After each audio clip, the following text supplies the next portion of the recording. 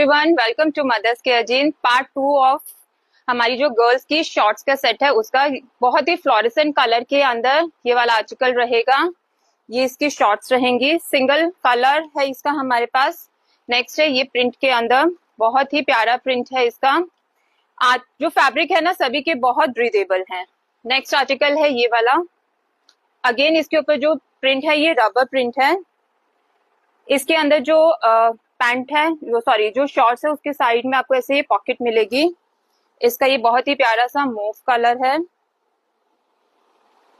और लास्ट इसका है ये ग्रे कलर। नेक्स्ट आर्टिकल रहेगा गुड वाइब्स, बहुत ही प्यारा लग रहा है। ये इसके शॉर्ट्स रहेंगे, अगेन साइड में पॉकेट है। फ्लोरेसेंट ग्रीन कलर, कलर्स बहुत ही समर फ्रेंडली हैं, बहुत क्यूट लगेंगे बच्चे इनको वियर करके। तो जल्दी जल्दी से अपना ऑर्डर प्लेस